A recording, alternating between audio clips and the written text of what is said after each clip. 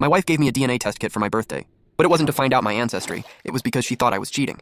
She had no idea she was about to destroy her own family instead. If you're scrolling, wait, because you cannot make this up. My wife, Sarah, had been acting distant for months. She was constantly checking my phone, asking why I stayed late at work, and looking at me with this weird, suspicious glare. I've never cheated on her in my life, but on my 30th birthday, she hands me this DNA kit with a smug smile and says, "Let's see what secrets you're hiding." I laughed it off and took the test just to prove my innocence, thinking it would just show I'm 50% Irish and 100% faithful. But write this down. Never ask questions you aren't prepared to know the answer to. A few weeks pass and the tension in our house is practically suffocating. Sarah is convinced the results are going to reveal a secret kid or something. Finally, the email notification pops up. She literally grabs the laptop out of my hands to open it. But as she's scrolling through my DNA matches, her face goes completely pale. The smug look instantly vanishes and she starts shaking. I thought she was just crazy, but then I looked at the screen. There was a 99.9% immediate family match. But it wasn't a secret child of mine.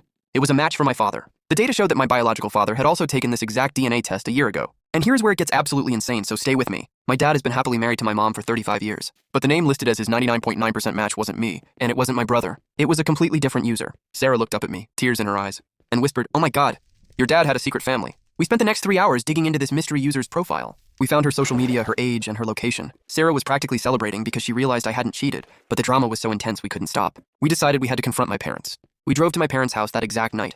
The energy in the car completely electric. I walked in, slammed the printed DNA results on the kitchen table, and demanded that my dad explain who this other woman was. My mom looked at the paper, looked at my dad, and suddenly burst into tears. My dad looked like he had seen a ghost. He sat us down, took a deep breath, and confessed to a secret they had been keeping for 3 decades. It turns out, my parents had struggled with infertility for years before having me. They never had a secret family. Instead, they had used an anonymous sperm donor to conceive me, meaning the man who raised me wasn't my biological father at all. But that's not the twist. The twist is that the mystery woman on my DNA match, the other biological child of my anonymous sperm, donor father was Sarah's own biological mother, which means my wife and I are actually half-siblings.